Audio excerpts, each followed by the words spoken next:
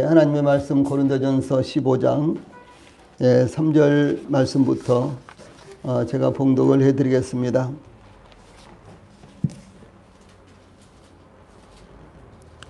하나님의 말씀 고린도전서 15장 3절 말씀부터 제가 봉독을 해드리겠습니다.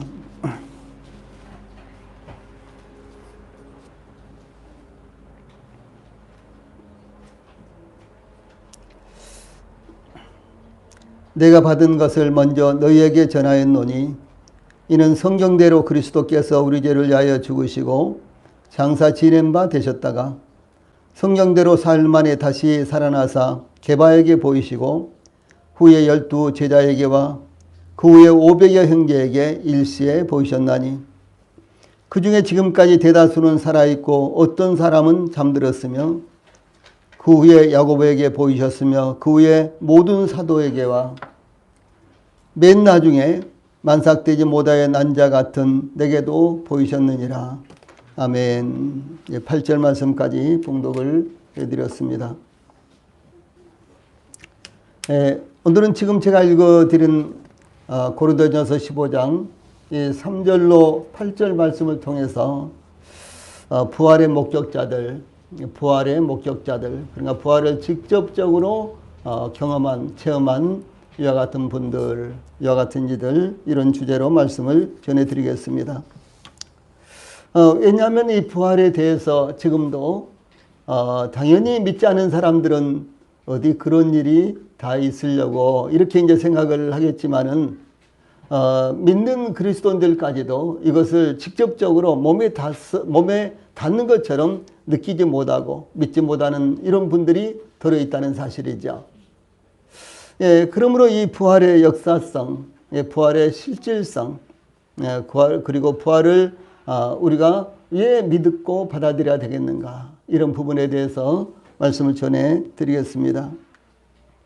이 사도 바울은 고린도 교회에 보낸 편지에서 기독교의 복음의 핵심을 이 고린도전서 15장 3절로 4절 말씀, 성경대로 그리스도께서 우리 죄를 위하여 죽으시고 장사 지낸 바 되었다가 성경대로 사흘 만에 다시 살아나사, 이렇게 증거했습니다.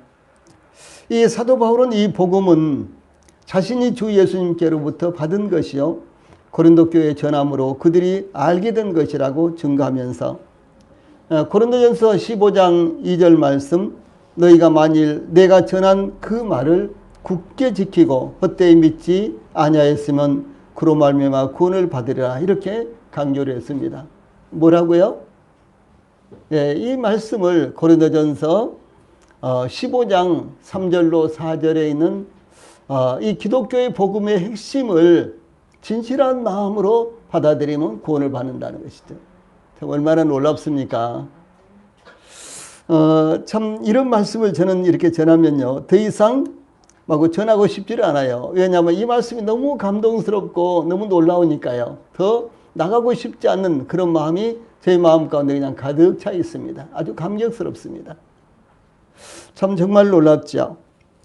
그러므로 복음의 핵심은 그리스도께서 우리 죄를 대신하여 죽으신 것과 장사되셨지만 사흘 만에 다시 살아나신 것입니다. 이와 같이 그리스도의 죽으심과 부활하심은 기독교의 핵심적인 진리이며, 이 복음의 진리는 죄로 말미암아 영원한 형벌 아래에 있는 모든 사람들에게 생명의 기회가 되는 것입니다. 그러므로 예수님의 부활은 기독교의 부가적인 교리가 아니라 복음의 핵심이요 기독교의 존재의 근본이며 기독교를 기독교답게 만드는 것입니다. 그러므로 사도 바울은 그리스도께서 다시 살아나신 일이 없으면 너희의 믿음도 헛되고 너희가 여전히 죄 가운데 있을 것이요. 부활이 없으면 이렇다는 거죠. 부활이 없다면, 그리스도의 부활이 없다면 그렇다는 것입니다. 또한 그리스도 안에서 잠자는 자도 망하였으리니 만일 그리스도 안에서 우리의 바라는 것이 다만 이 세상 살 뿐이면, 지금 우리가 살고 있는 것이 다라면 그런 말이에요. 우리가 예수님 믿어도 이 세상 사는 것이 다라면, 믿지 않은 사람들은 어떻습니까? 이 세상 사는 것을 모두로 여기잖아요. 그래서 죽음은 뭘 알아? 죽음은 다 헛된 것이야. 죽음은 다 사라져 버리는 것이지. 그렇죠? 불교의 핵심적인 교리도요, 죽으면 그것으로 끝난다가 원래 불교입니다. 예.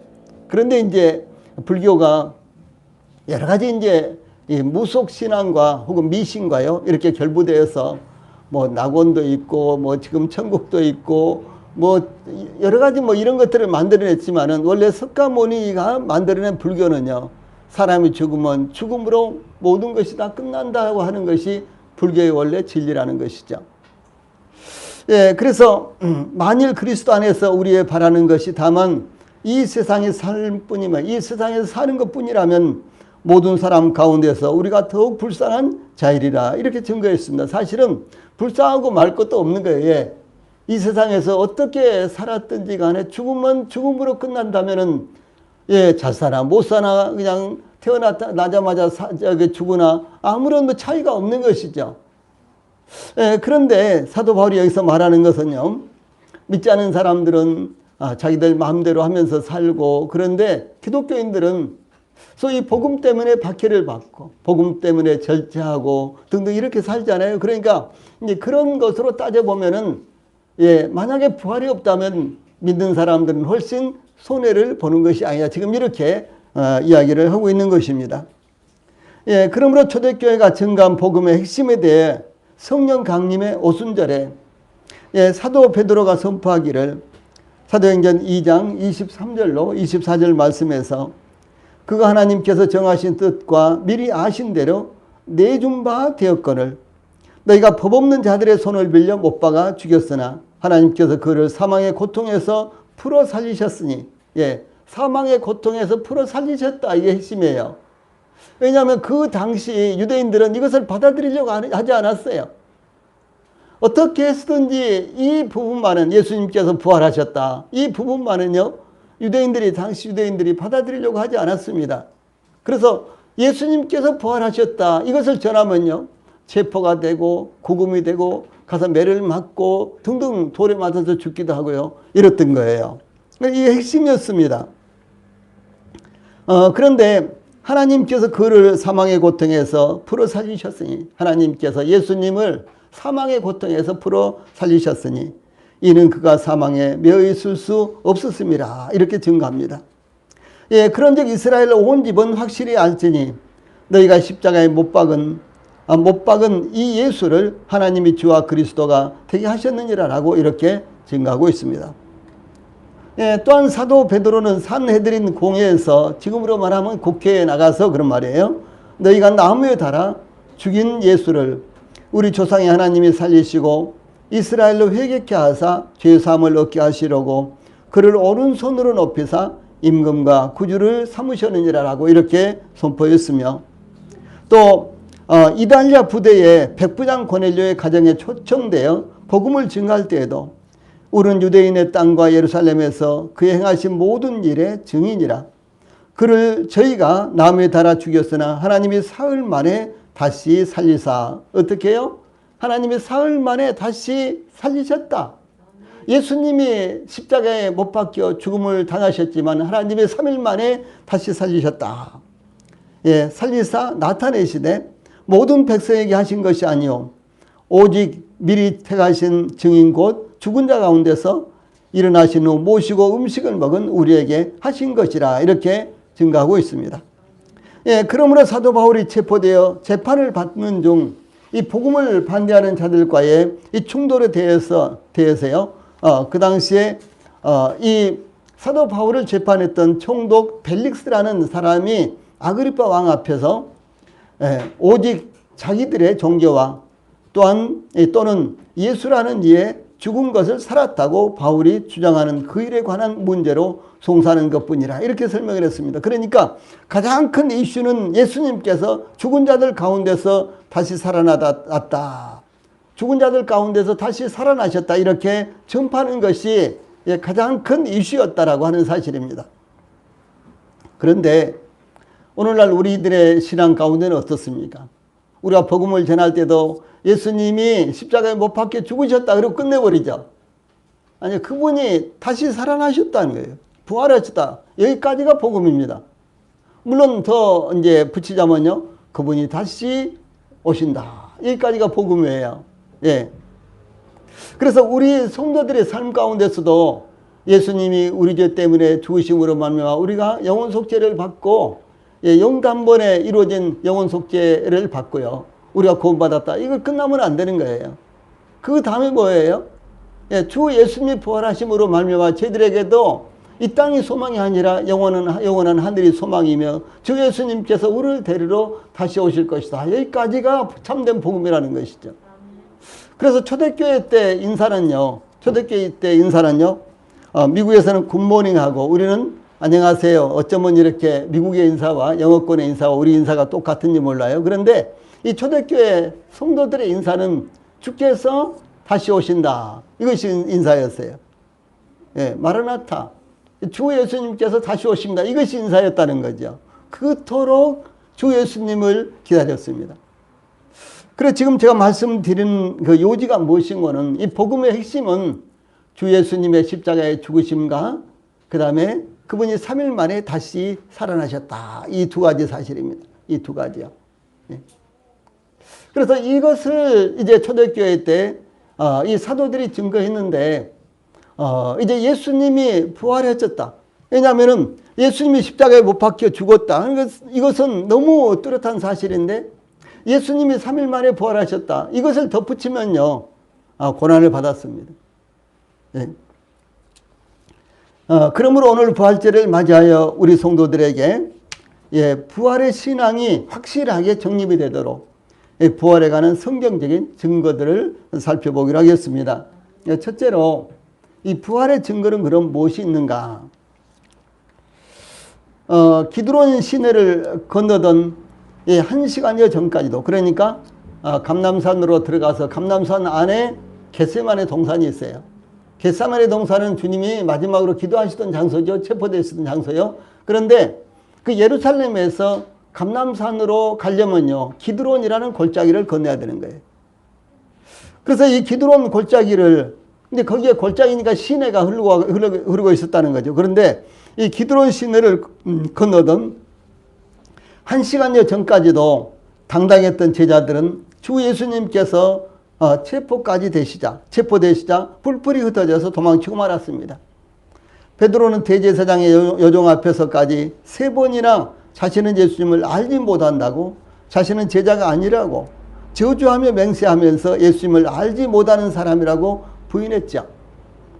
제자들은 예수님이 부활하신 후까지도 예수님의 부활을 목격하지 못한 채 그들의 아지트의 안으로 문을 잠그고 숨어 있었습니다. 예수님이 십자가에 못 박혔는데 그 제자들이 우리는 어떻게 되겠느냐? 당연히 변란이 있겠죠. 그래서 그들의 아지트의 안으로 문을 잠그고서요 이렇게 숨어 있었어요. 제가 중국에 가서 이렇게 복음을 전할 때요 중국 그 경찰들 공안에게 알리지 않기 위해서 전부 다 비밀리에 집회를 합니다. 그래서 교회에 다니면서 이렇게 집회를 할 때도요 이제 비밀리에 하고 특별히 이제 또 중국의 그 전도사들 혹은 또 목사님들 이렇게 이제 이 목회자들에게 이제 이 성경을 가르칠 때도요 어떤 아파트라든가 이런 아지트에 가서 살짝 거기서 모여가지고요 20명 30명이 모여서 여기서 집중적으로 이제 말씀을 전하고 또 이제 저녁 되면 또 물론 이제 거기서 주무신 분들도 계시고 이제 숙식을 하면서 주무신 분들도 계시고 또 몇몇은 이제 흩어졌다가 그 다음날 아침에 또 아무도 모르게 또 그 아지트로 쫙 몰려들고 그래서 또 이렇게 복음을 전하고 그랬어요. 또 말씀을 가르치고요. 네, 그랬듯이 여기에서도요. 이제 주 예수님의 십자가에 못 박혀 돌아가시니까 제자들은 아무도 모르는 그들만의 장소에서 안으로 문을 잠그고 숨어 있었다는 것이죠. 그런데 제자들은 이제 이와 같이 예수님의 부활 후까지도 예수님의 부활을 알지 못하고 있었기 때문에 여전히 숨어 있었는데 부활하신 예수님을 제일 먼저 보았던 이 막달라 마리아가 제자들을 찾아와서 뭐라고 하는 거는 내가 주를 보았다. 이렇게 와서 이야기합니다. 내가 주를 보았다.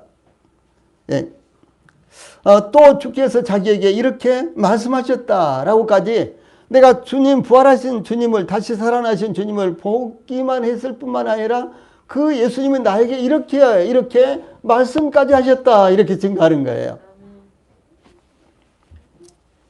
그런데 바로 그날 저녁 때에 또한 예수님께서 부활하신 후 제자들의 모인 곳에 처음으로 나타나셔서 너희에게 평강이 있을지어다. 이렇게 말씀을 하십니다. 예, 그들이 너무 겁을 먹고 너무 두려워서 지금 벌벌 떨고 있는데, 예, 이 인사가 얼마나 놀랍습니까? 너희에게 평강이 있을지어다. 샬롬. 이렇게 인사를 하셨다는 거죠. 예. 이 제자들은 놀라고 무서워서 그들이 보는 것을 다만 영으로만, 영혼인가 영인가 이렇게만 생각을 했습니다. 그때 예수님께서 어찌하여 두려워하며 어찌하여 마음에 의심이 일어나느냐. 내 손과 발을 보고 나인 줄 알라. 또 나를 만져보라. 영은 살과 뼈가 없으되 너희 보는 바와 같이 나는 있느니라. 이렇게 말씀하시면서요, 손과 발을 보여주셨지만 너무 기쁜 나머지 아직도 믿지 못하고 놀랍게 여기고 있을 때에 여기 무슨 먹을 것이 있느냐 이렇게 말씀하시자 제자들이 구운 생선 한 토막을 드리자 예수님께서 제자들 앞에서 그것을 받아서 잡수셨다라고 하는 것이죠. 이 영은 살과 뼈가 없으되 나는 그대로 있다. 봐라. 이 못자국 봐라. 창자국을 봐라. 그래도 못 믿느냐? 여기 뭐 먹을 것이 있느냐? 그래서 생선을 드리니까 그 생선을 제자들 앞에서요 잡수셨어요. 그리고 예수님의 이 부활은 단순히 뭐 헛개비처럼 이런 것이 아니고요. 예, 육체를 가지고 계셨던 예수님께서 이제 죽으셨고 장사 지냈지만 다시 부활하실 때는 그 육체를 그대로 가지고 부활하셨다라고 하는 사실을 여기에 말씀하고 있는 것입니다.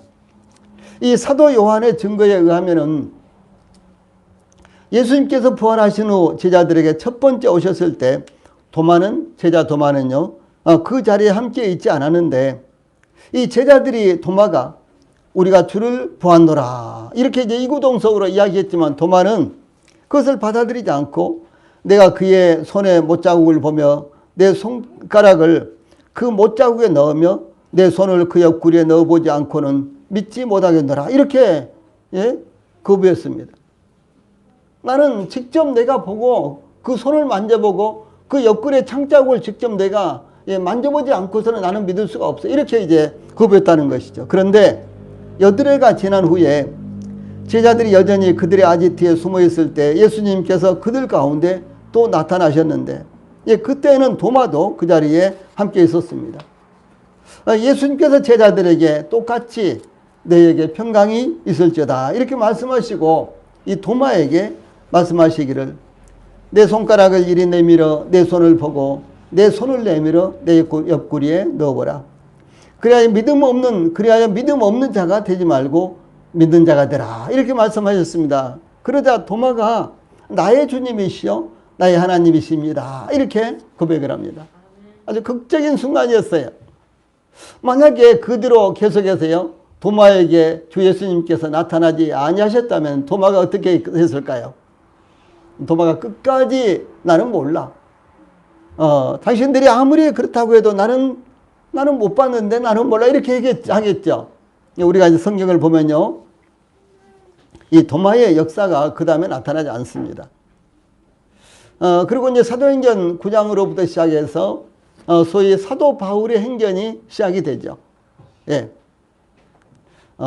이제 9장으로부터 시작해서 이제 13장으로 이렇게 이어지면서 이 사도 바울의 행전이 시작되는데 사도행전 1장부터 소위 11장까지는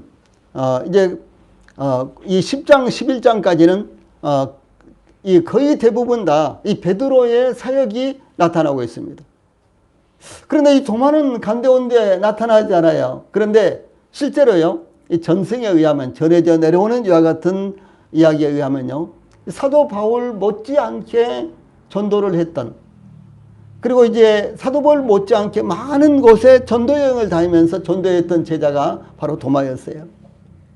이 도마는 사우디아라비아로 해서 이란, 이라크로 사우디아라비아로 해서요 인도까지 왔습니다. 그리고 인도에 가면 지금 도마의 무덤이 있습니다. 그리고 도마가 지나가면서 복음을 전했던 그런 소위 고고학적 유적지가요 많이 남아 있고, 그리고 이 도마는 우리나라 김해까지 왔다라고 이렇게 전해지고 있습니다. 물론 그것은 분명치 못해요. 또 뿐만 아니라 도마가 경주까지 왔어. 경주까지 와서요. 이제 사역을 해 복음을 전했다. 이런 이야기까지 있습니다. 정말 그게 사실일까? 그래서 제가 아주 큰맘 먹고 이제 그 일만을 위해서 조사를 해보기 위해서 경주로 갔습니다. 가서 이제 제일 이제 그 중에서 증거가 이제 영천에 있고 경주에 있는데 경주는 석굴암이에요. 여러분 석굴암 가보셨습니까? 석굴암. 예, 그래서 이제 석굴암 이제 가봤더니 옛날에 가봤을 때는 그냥 이렇게 개방을 했고 해놨는데 이제 제가 그 다음에 가보니까 밖으로 철조망을 다 쳐놨더라고요. 그래서 이제 제가 관계자를 찾아가서 제가 꼭 파악하고 싶은 것이 있는데 이만저면에서 왔습니다. 그러니까 문 좀 열어주실 수 있겠습니까? 그러니까 아주 쾌히 문을 열어주시더라고요. 그래서 아주 제가 장시간 그 석굴암 안에 들어가서요. 상황들을 살펴봤어요. 근데 저는 이제 전문가가 아니기 때문에 긴가민가 했습니다. 그래서 과연 이제 삥 둘러있는 이제 열애상인가 뭐 이제 그런 상들 가운데 기독교적인 열애상이 있다 그래서 찾아갔는데 한 3개 정도는 확실하게 불교 모양이 아니고 다른 모양인데 제가 뭐 확실하게 이렇게 말하기는 좀 어려웠습니다. 전문가가 아니기 때문에요. 그래서 이 도마는 경주까지 영천까지 왔다 갔다라고 하는 이런 흔적이 있다는 것이죠. 그러니까 이 도마의 사역이 얼마나 광범위하게 이제 이루어졌는지 이것을 알 수가 있다는 것이죠. 무슨 말씀인 거는요. 만약 도마가 제자들 이야기만 듣고 우리가 예수님을 봤어. 예수님이 이러이러했어. 이런 말만 들었다면 도마가 목숨 바치고 그런 사역을 했겠느냐는 거죠. 근데 나중에 도마에게 직접적으로 예수님께서 나타나셨기 때문에 도마가 자기의 목숨을 바쳐가면서도 증인으로서의 이와 같은 사역을 할 수 있었다라고 하는 사실입니다. 예, 그런데 이제 도마의 이 고백이요. 나의 주님이시요. 나의 하나님이십니다. 예, 이렇게 이제 고백을 했습니다. 예, 그래서 이제 도마가 부활하신 예수님을 직접 보게 되자 예수님을 자신의 주님이시여 하나님이라고 이렇게 고백한 것입니다. 이와 같이 주 예수님이 십자가에 못 박혀 죽음을 당하시고 장사 지낸 바 되셨지만 3일 만에 부활하셨다는 것은 더 이상의 증인이나 증거가 필요 없는 확실한 사실이었다고 하는 사실입니다. 자, 그 다음에 이제 두 번째로는 그러면 갈릴리에서 이렇게 만나자고 하셨는데요. 이 갈릴리에서의 예수님과 제자들의 모습이 어떻게 이루어지고 있는가를 보겠습니다. 주 예수님께서 제자들과 마지막 성찬식을 마친 후에 제자들과 함께 기드론 시내를 건너 감람산 겟세마네 동산을 향하여 나아가시면서 제자들에게 이렇게 말씀하십니다. 오늘 밤에 너희가 다 나를 버리리라. 기록된 바 내가 목자를 치리니 양의 떼가 흩어지리라 하였느니라. 그러나 내가 살아난 후에 너희보다 먼저 갈릴리로 가리라. 이렇게 말씀을 하셨습니다. 이제 그때 베드로가 모두 주를 버릴지라도 나는 결코 버리지 않겠나이다 라고 아주 강렬하게 이렇게 말씀을 드렸습니다.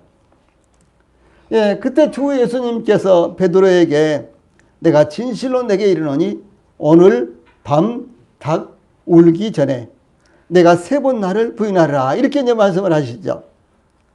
이 베드로가 그러자 이제 베드로가 단호하게 내가 주와 주님과 함께 죽을지언정 주를 부인하지 않겠나이다 라고 또다시 힘줘 말씀드리자 다른 모든 제자들도 이구동성으로 예, 우리도 그렇게 하겠습니다. 우리도 아니 죽으면 죽었지 우리가 주님을 부인한다고요? 말도 안 됩니다. 이렇게 단호하게 말씀을 드렸다는 것이죠.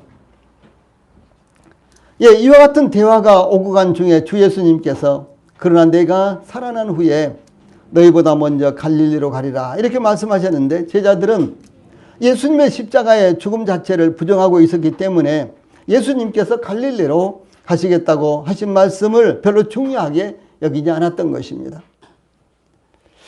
예, 주 예수님께서 십자가에 못 박혀 죽으시고 이 장사되신 후에 안식일이 지나고 안식 후 첫날이 되려는 새벽에 막달라 마리아와 다른 마리아가 무덤을 보려고 갔는데 예, 큰 지진이 일어나고 큰 지진이 나며 주의 천사가 하늘로부터 내려와 돌을 굴려내고 그 위에 앉았는데 그 형상이 번개 같고 그 옷은 눈같이 이거늘 지키던 자들이 그를 무수하여 떨며 죽은 사람과 같이 되었더라. 이렇게 증거하고 있습니다.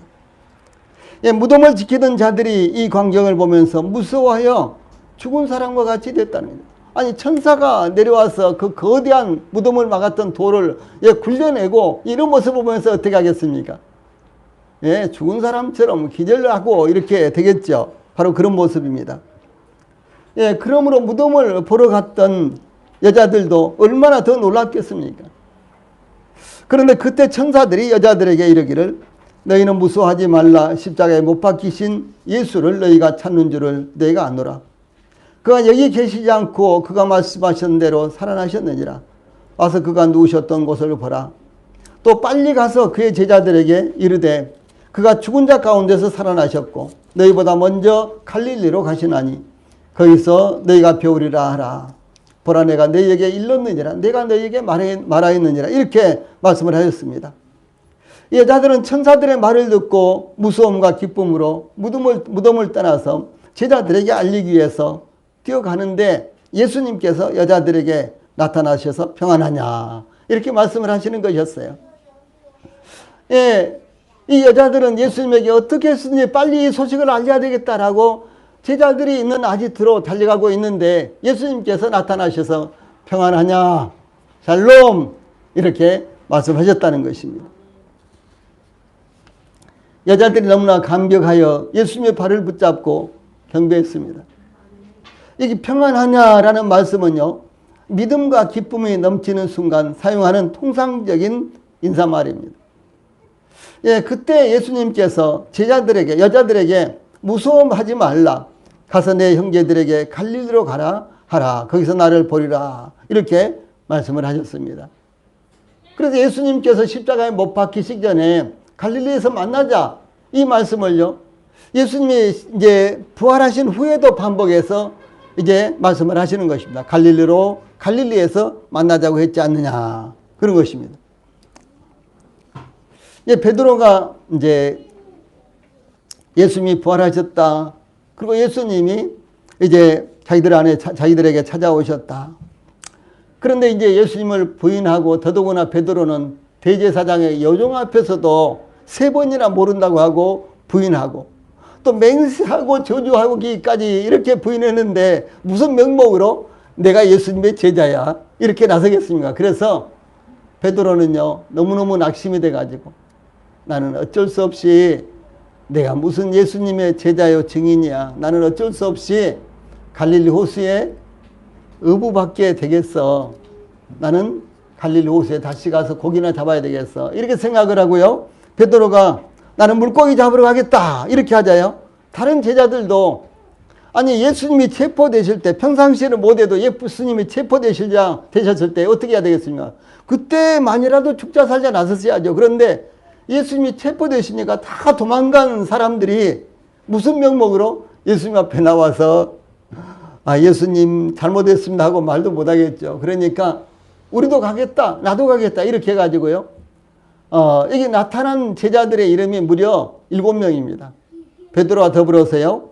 갈릴리 호수에 가서 이제 고기를 잡겠다라고 한 사람이 7명인데 여기 보니까요. 시몬 베드로와 디두모라는 도마와 갈릴리 가나 사람 나다나엘과 세베대의 아들들과 또 다른 제자 둘이 함께 이 세베대의 아들들은 요한과 야고보를 가리킵니다. 예, 그래서 이제 그들이 갈릴리 호수에 가서 배를 타고 이제 그 호수로 나가서 그날 밤에 열심히 고기를 잡았는데 아무것도 잡지 못했어요. 그날 밤에 고기를 엄청나게 많이 잡았다면 어떻게 되겠습니까? 이제 예수님이 이 고기를 살자. 아니 고기 이렇게 많이 잡아서 여기서 충분히 먹고 사는데 그러면 될 거 아니냐 이렇게 되겠죠. 여러분 우리 성도님들이요. 때로는 무슨 일을 하다가 잘 안 될 때도 있잖아요. 그렇죠. 열심히 했는데 최선을 다했는데도 잘 안 될 때가 있잖아요. 그래도 낙심하지 마세요. 다 하나님께서요. 다 하나님께서 뜻을 두시고 일을 하시는 것입니다. 그래서 빌립보서 2장 13절에 보면 하나님께서는 우리에게요 소원을 갖게 하시고 그 소원을 따라서 역사하신다 이렇게 기록되어 있잖아요. 우리에게 비전을 주신 분 하나님이세요. 우리에게 소원을 주신 분 하나님이십니다. 꿈을 주신 분이 하나님이세요. 그런데 그 비전을 따라서 소원을 따라서 우리가 무엇을 할 때 잘 안 된다고 해도 낙심하지 마십시오. 왜냐하면 모든 주권은 하나님께 있는 거예요. 네.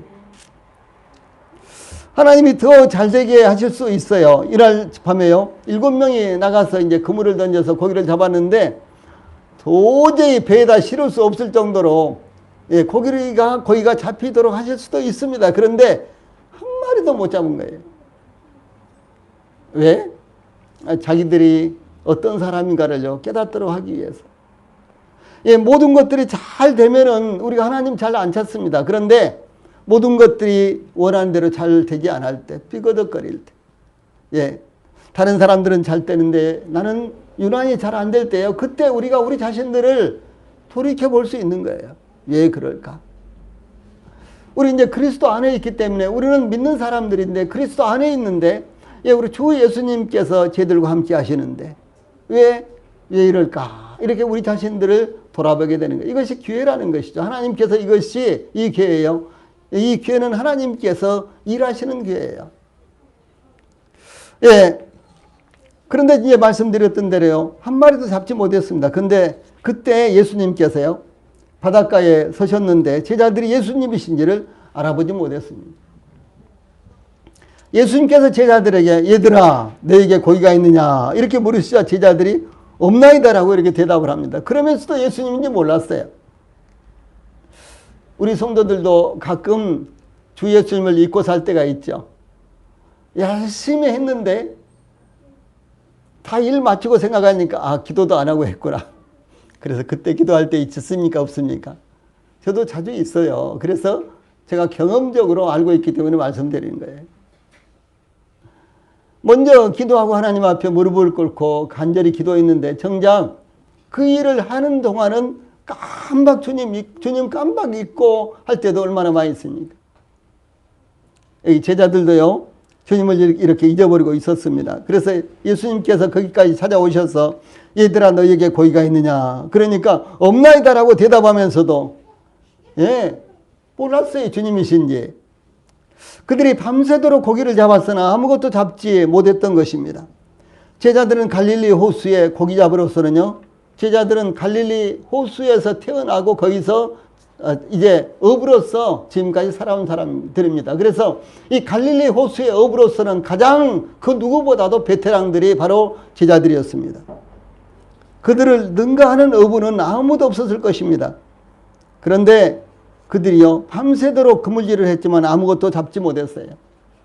참 여기 놀라운 것이 있는데 고기가 있느냐 없습니다. 그때 예수님께서요 그물을 배 오른편에 던지라 그리하면 잡으리라 이렇게 말씀하셨죠. 지가 얼마나 잘한다고 우리보다도 잘하는 사람이 있어요 여기에? 그랬을 수도 있죠. 그런데 제자들이요 아주 순수하게 그물을 배 오른편에 던졌다는 것이죠. 그런데 그물을 들 수도 없을 정도로 고기가 잔뜩 잡혔습니다. 그때 예수님의 사랑하시는 제자인 요한이 베드로에게 이르기를 주님이시다. 주님이셔. 이렇게 깨닫게 된 거예요. 뭐 주님이시라고? 그러니까 베드로가 겉옷을 벗고 있다가 겉옷만 이렇게 두른 후에요. 아직도 한 상거가 한 50m라 한 얼마라 그러세요? 여기 이 50간쯤 된다 그랬죠. 이 50간은 200규빗을 말하는데 그러면 약 900m 정도 되는 것이죠. 상당히 먼 거리잖아요. 그런데 그냥 예수님이 저기 지금 호숫가에 서 계시니까 그러니까 그러면 빨리 배를 끌고 가자 이것이 아니라 겉옷만 두르고요. 그냥 호수로 뛰어내려가지고 막 가는 거예요. 얼마나 급했던지 그 참지 못한 거예요. 배를 놓아가지고 예수님이 계신 곳으로 가서 예수님을 보는 것까지 기다리지 못하고 그냥 덤벙 물로 뛰어내려가지고요. 헤엄을 쳤는지 걸어갔는지 예수님께로 달려간 거예요. 그런 장면입니다. 여러분 우리가 주님이라는 것을 발견했을 때요. 이런 마음을 가져야 되는 거예요. 주님이시야. 주님이 역사하신 거예요. 주님이시야. 주님이야만 가능해. 그랬을 때는요, 적극적으로 주님을 찾아야 되는 것입니다. 예, 적극적으로 주님께 나아가야 되는 거예요. 주님이란 걸 깨닫고도 어떻게 되겠지, 뭐, 그렇게 해서는 안 된다는 것이죠. 예.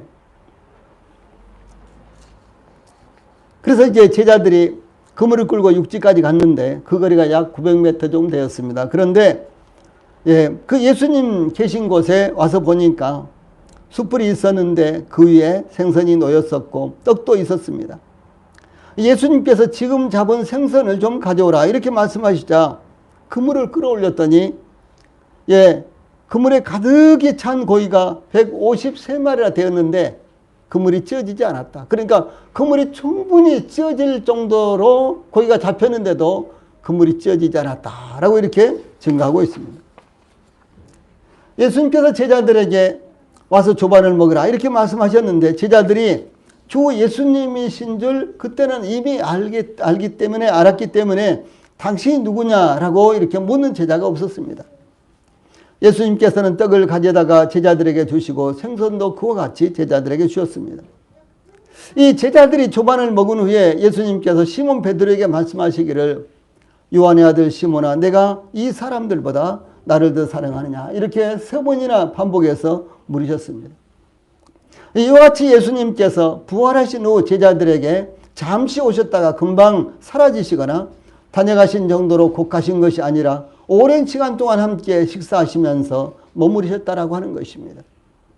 예, 그러므로 예수님께서 십자가에 못 박혀 죽음을 당하셨지만 이 3일 만에 다시 살아나심으로 부활하셨던 것은 더 이상의 증거를 요구할 만한 것이 아무것도 없을 정도로 확실하고 증명된 일이었다라고 하는 사실입니다. 자, 그 다음에 이제 마지막으로 예수님의 이 부활하신 것을 증거할 때 승천하신 것을 우리가 이제 말씀드리지 않을 수가 없습니다. 그래서 승천의 증인들은 누가 있었는가 이런 부분을 상고해 보겠습니다.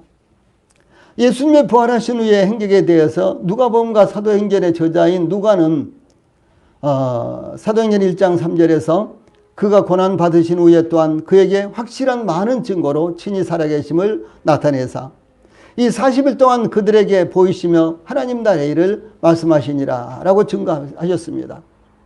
그러니까 예수님께서 부활하신 후에 40일 동안이나 제자들과 함께 계셨다라고 하는 것입니다. 나흘 동안도 아니고 4시간도 아니고 예, 4분만 함께 계셨어도 그렇습니다. 4분만 함께 계셨어도 그 증거는 돌이킬 수 없는 증거가 되는 것 아닙니까? 그런데 예, 4분이 아니라요. 4시간이 아니라 나흘이 아니라 40일 동안 제자들과 함께 계시면서 하나님 나라에 대해서 가르치셨다고 하는 것입니다. 누가는 의사였는데 예수님을 믿고 사도 바울과 끝까지 동역을 했던 이와 같은 제자였습니다. 그래서 사도 바울이 저 로마의 감옥에서 2차로 이제 투옥되고요. 감옥에 갇히고 사도 바울이 소위 참수형을 당했는데 그때까지도 누가는 바로 그 옆에서 함께 있었던 이런 이제 사도 바울의 동역자였습니다. 특히 누가는 예수님의 지상생애를 그 누구보다도 이 세밀하게 기록을 했는데 의사니까 아주 세밀하게 무엇인가를 관찰하고 이제 기록을 하고 이제 그런 특성을 갖고 있었다는 거죠. 그래서 누가복음에 보면은 또 특별히 사도행전까지요. 이렇게 보면은 아주 세밀하게 예수님에 대해서 관찰하고 자료를 수집하고 이런 내용들이 나타나고 있습니다. 이것은 의사로서의 그 자질을 그대로 이제 나타내고 있는 것입니다. 예수님의 부활과 사도들의 전도 활동에 대해서도 자세하게 기록을 남겼던 이 다른 사도들 못지않은 사역을 남긴 그리스도인이 바로 누가였습니다. 그는 누가복음을 기록한 목적에 대해서 예수님의 행적에 대해 증거하기 위한 것으로서 여기 데오빌로 각하라고 사도행전과 누가복음에 이렇게 수신인을 밝히고 있는데 이 데오빌로 각하라는 인물은 당시 박해로 말미암아 자세히 알려지지 않았지만 로마의 고위 공직자로서 어떤 인물일 것이라는 건 틀림없습니다. 왜냐하면 각하라는 말은 그렇게 함부로 쓰는 말이 아니었거든요. 예. 그런 누가는 누가복음을 시작하면서 이렇게 증가하고 있습니다. 우리 중에 이루어진 사실에 대하여 처음부터 목격자와 말씀에 일꾼된 자들이 전하여 준 그대로 내력을 저술하려고 붓을 든 사람이 많은지라. 그 모든 일을 근원부터 자세히 미루어 살핀 나도 데오빌로 각하에게 차례대로 써보내는 것이 좋은 줄 알았노니 이는 각하가 알고 있는 바를 더 확실하게 하려 함이로다. 이렇게 밝히고 있습니다. 예수님의 그 생애에 대해서요, 이 누가복음을 쓸 당시에 많은 사람들이 예수님의 생애에 대해서 쓰고 있었다는 사실이죠. 지금 저희들에게 남겨진 것은 마태, 마가, 누가, 요한, 사복음서밖에 없습니다. 그렇죠. 그런데 뭐 40가지나 400가지나 이렇게 많은 문서들이 있었다는 것이죠. 그와 같은 문서들이 다 있다면 얼마나 좋겠습니까? 그런데 2000년 동안 그와 같은 문서들이 대부분 다 소실이 되었고, 또 이제 초대교회 때부터 기독교의 박해가 극심했기 때문에 이 성경을요, 조금이라도 갖고 있으면 그냥 죽였어요. 예.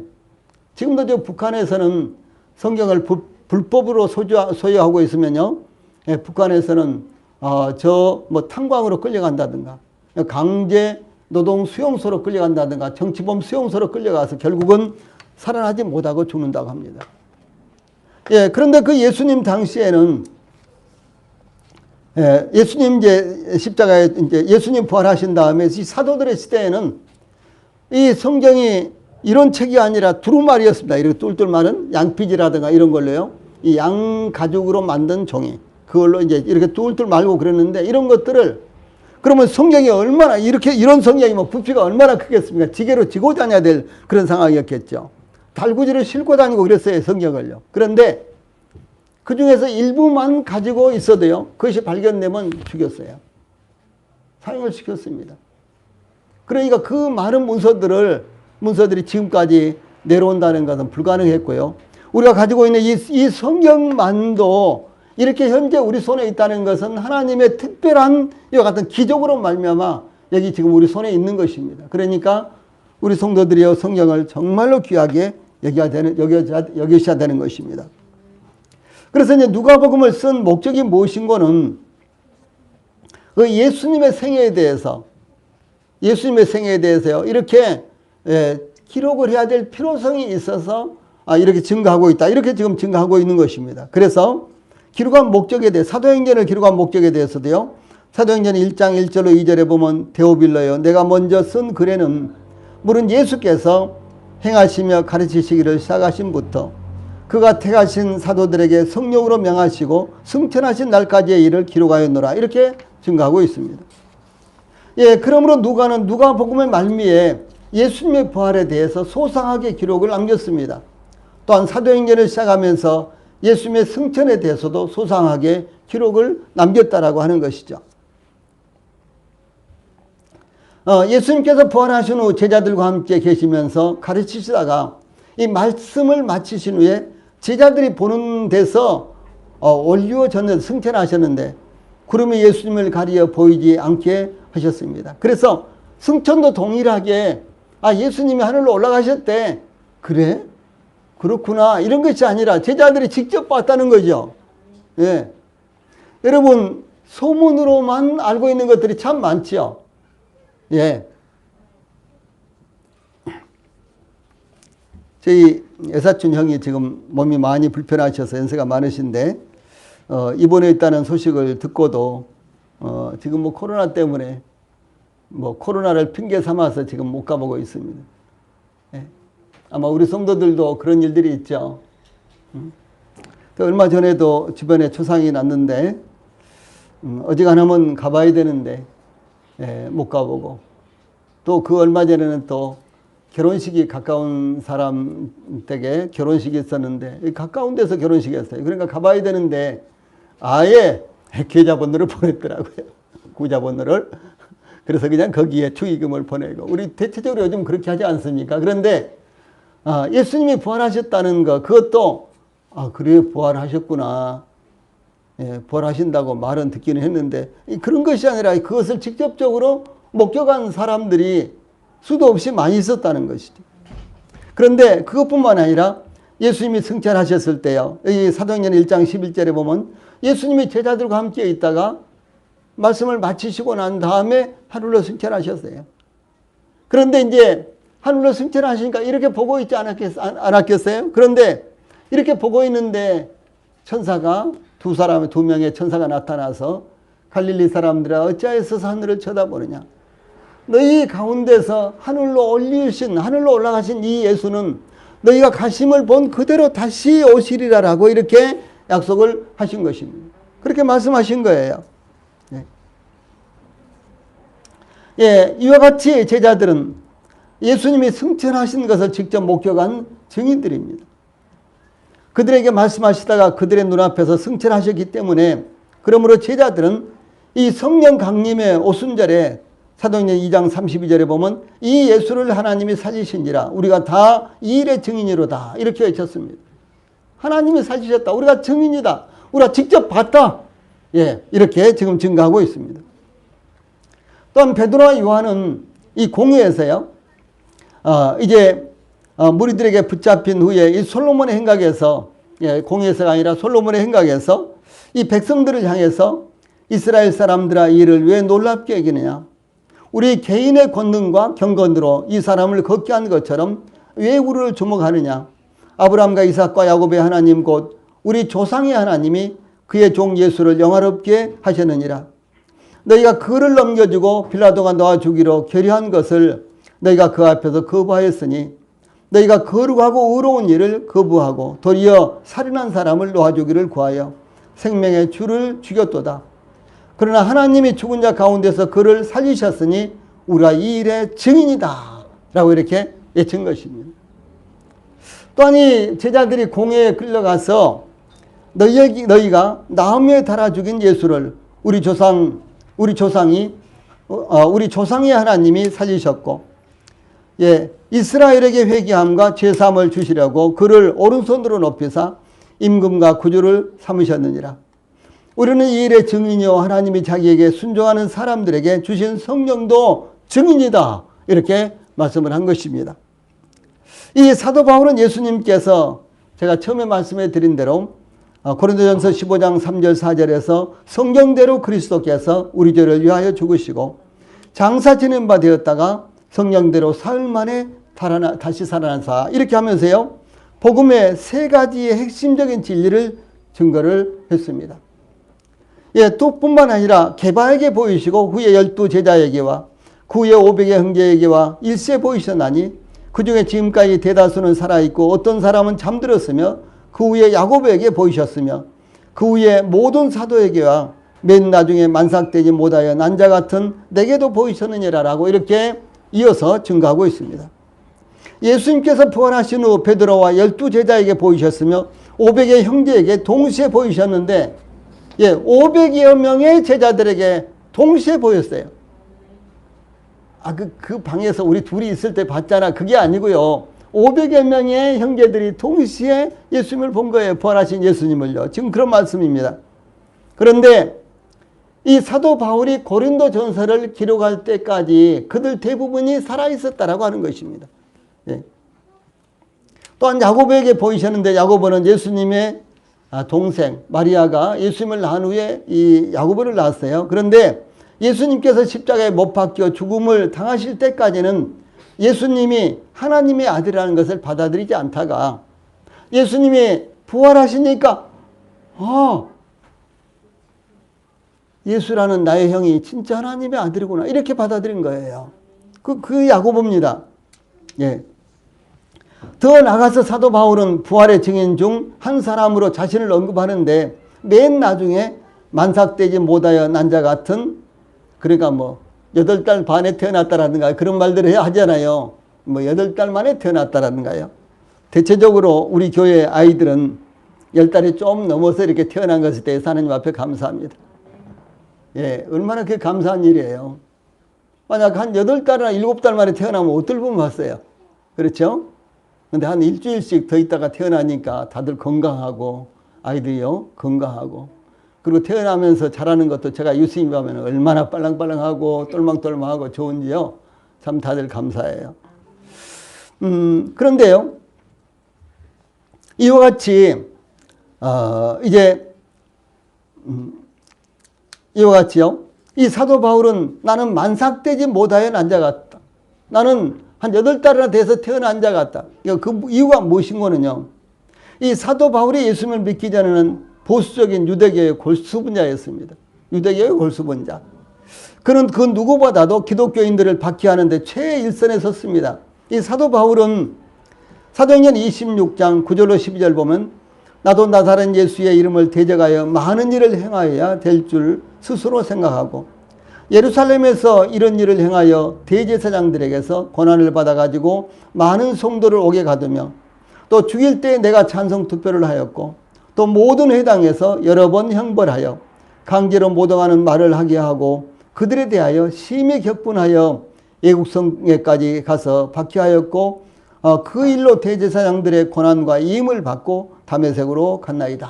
이 다메섹에 있는 기독교인들까지도 예수 믿는 사람들까지도 박해하기 위해서 특권을 받아서 특사로 파견이 됐다라고 하는 말입니다. 그 정도로 이 사람은요, 이 사도 바울은 기독교를 박해하는 데 앞장섰던 사람입니다. 그런데 이 기독교를 박해하던 자들은 이 사도 바울이 예수님을 받아들이고 복음을 증가하는 것을 고발하여 우리가 보니 이 사람은 전염병 같은 자라. 천하에 흩어진 유대인을 다 소유하게 하는 자요. 나사렛 이단의 우두머리라고 이렇게 사도 바울을 증가한 것입니다. 그런데 그 사도 바울이 전에는 어떤 사람?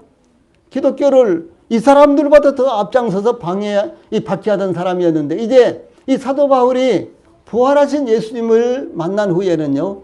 이렇게 완전히 바뀌어져서 오히려 부활하신 예수님의 증인으로서 자기의 목숨을 내놓고 이 복음을 전하고 있는 사람이라는 것이죠. 이와 같이 예수님의 증인들은 여기네요. 이와 같이 예수님의 이 부활의 증인들은 그수를 헤아릴 수 없고 그 증거는 명확한 것입니다. 부정할 수가 없는 사실입니다. 이 수많은 증인들이 예수 그리스도의 부활을 증거하다가 순교의 제물이 되었지만 물러서지 않았습니다.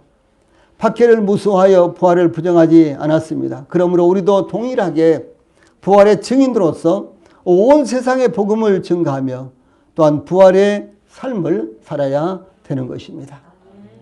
찬송 부르시겠습니다.